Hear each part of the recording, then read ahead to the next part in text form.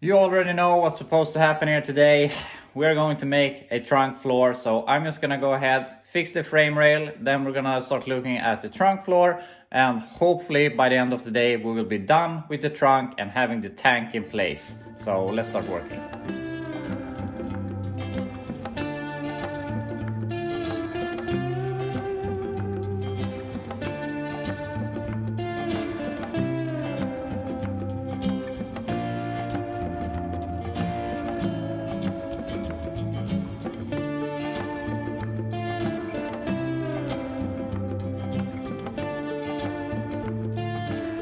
And here we have our left frame rail all patched up. Only took an hour, so that's great. So now I don't have to crawl around under here anymore, hopefully. But with that, now we can fix the trunk floor. And we started a little bit last week with making these two pieces. But we realized that they are just shy of reaching this area. So now I want to make these outer pieces and make them to go out to like this, so that we have something to put our main floor area onto.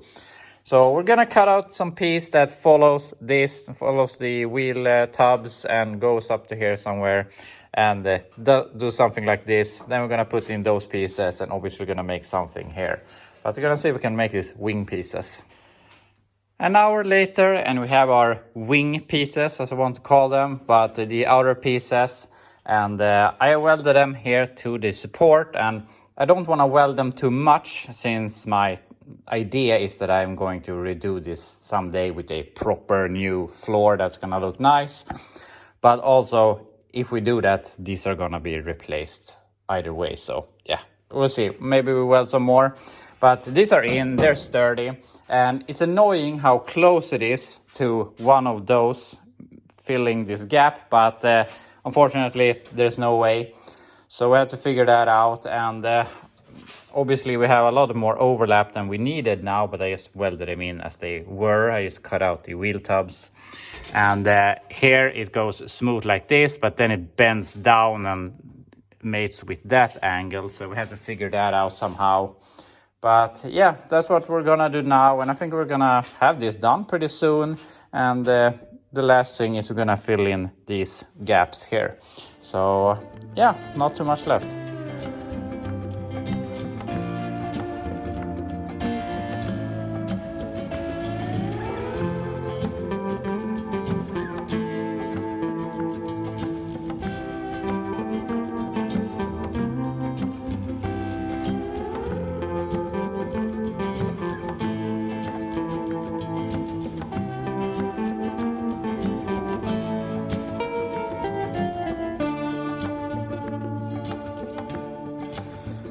And after a couple of hours of work, we actually have a trunk floor. It's not the most beautiful in the world, but it's gonna do. We can put stuff in here and it's not gonna fall out, and it's gonna pass inspection and so on. So we could have done some reinforcement in it, but I couldn't really see the point, since we're doing it on such a low bar anyway. But yeah, I also put in these covers so you can't see straight through there. So I'm gonna call the trunk floor done. So that's fantastic. But we have a little bit more to do here. And that is obviously we're gonna wanna get the tank in place. And we still have some reminiscence of the tank brace here and also over here. So my plan is that we're gonna weld some brackets to this so that we can get the ratchet strap on it. And back here, either we're gonna drill some holes or weld another bracket so that we just can run the ratchet straps under the tank and ratchet it in place. So we're gonna figure that out. And this is how it turned out. Super simple, just some tabs with hole in them so I could put these on. And I realized I could just loop them around the frame, and that's not going anywhere. So that's going to be perfect and simple.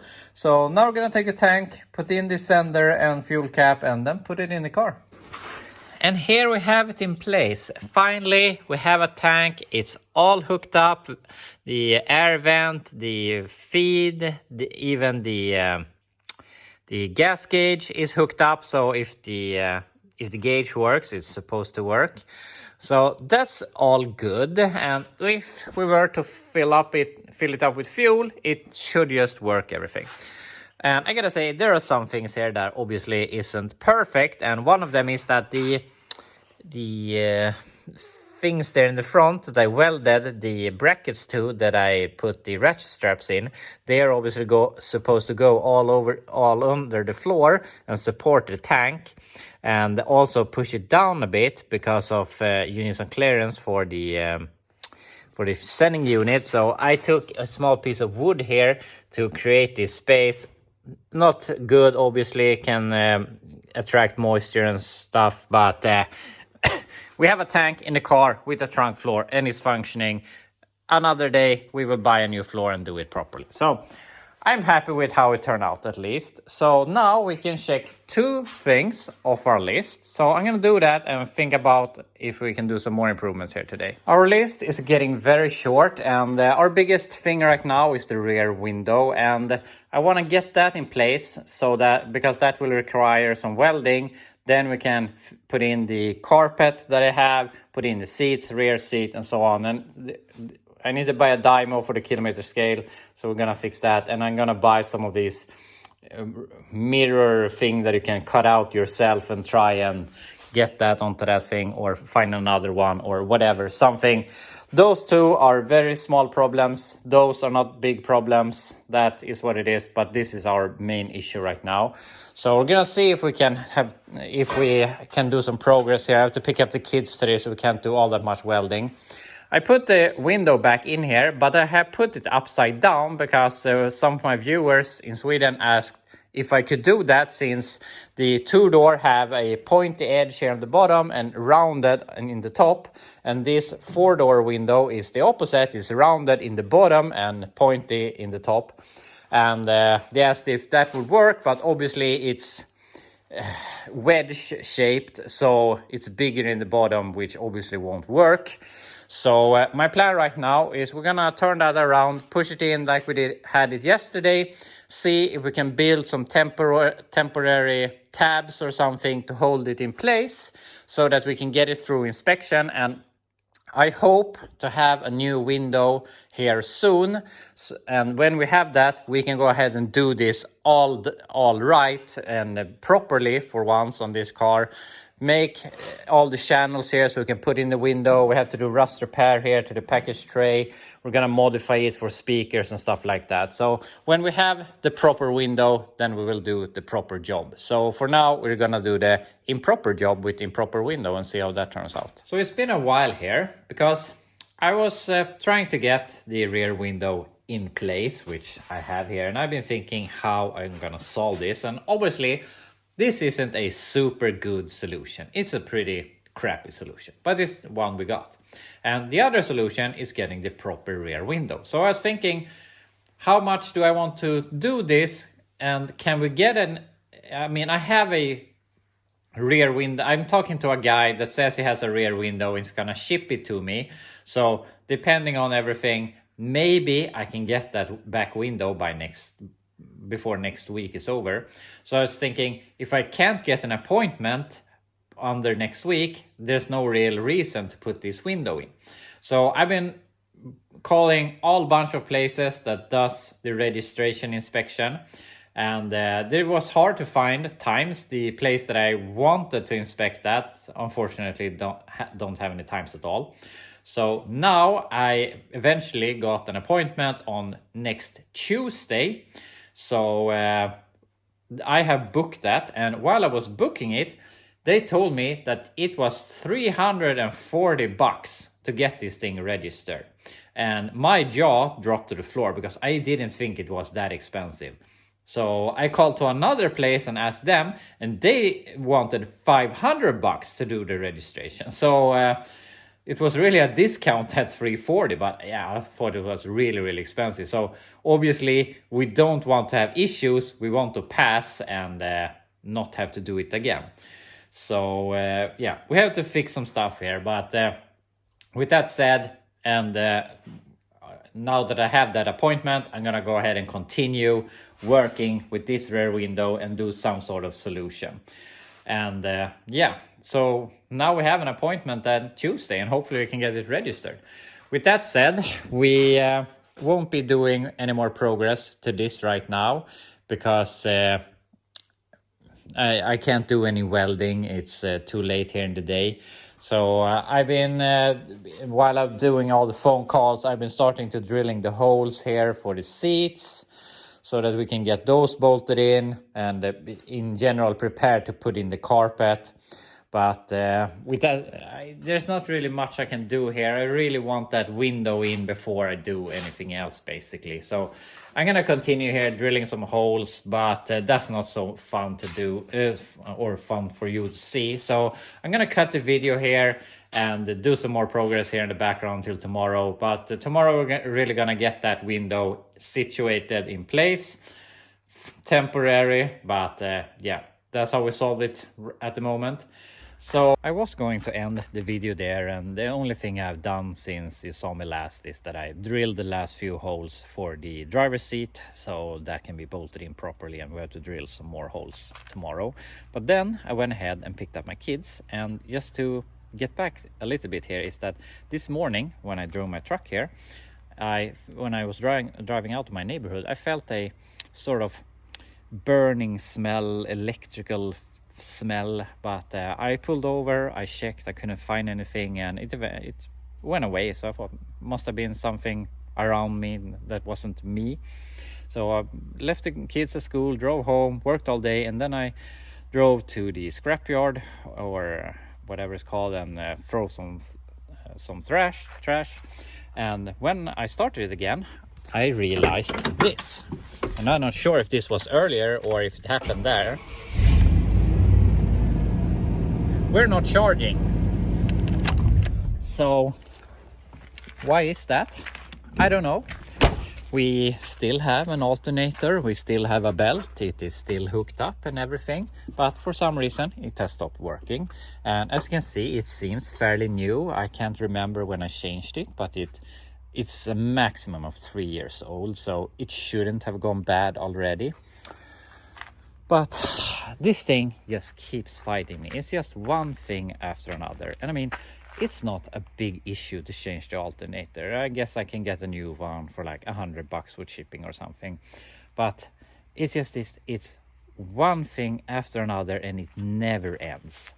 And the thing is, when I bought this thing, it was like 8 years ago or something. And I was in a totally different place in life and what I wanted to do in my life. I had no idea of starting YouTube and starting my own business and so on. I bought it because it was my dad's old truck and I wanted to have it. But then it has just been around, and I bought the trailer and I started my own business and I needed something to pull with, and this has always been here, so I always used it, and it has worked great.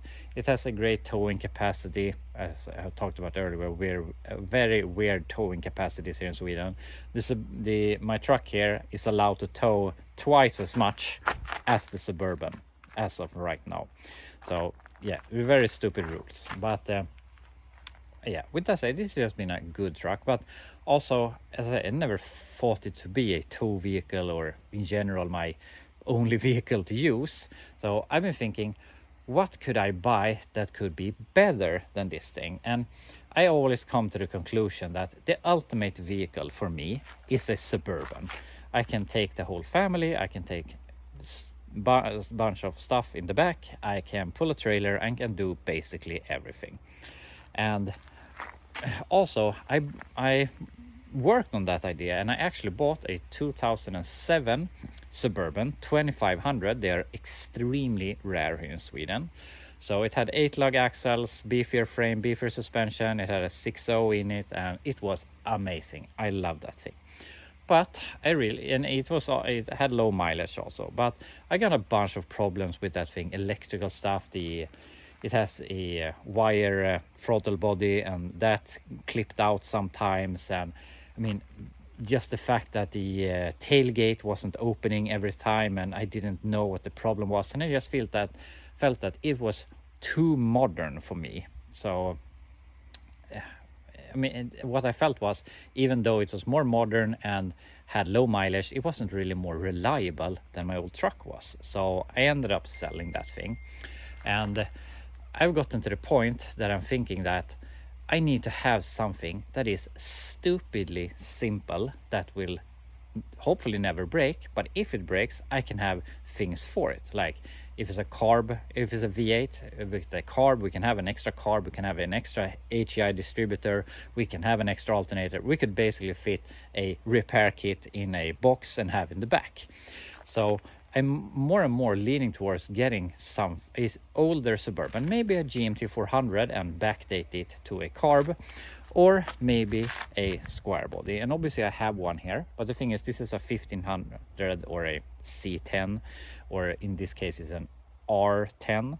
But I'm thinking maybe getting a 70s square body C20 or a 3/4 ton 8-lug axles, and having, like, as I said, a carbureted engine, or maybe some smaller diesel engine that I can make reliable with the manual transmission, and trying to have it as stupidly simple as possible so that it can't break. So I am not really sure what my ultimate vehicle is, but yeah, I think I have to make it somehow and decide what that is, but I haven't really figured it out yet. But yeah, now I'm at the point that this thing obviously isn't really drivable again. Now I have to rob the alternator of the Suburban that is new to put on here, so I can order a new one for the Suburban. And yeah, I'm really furious right now.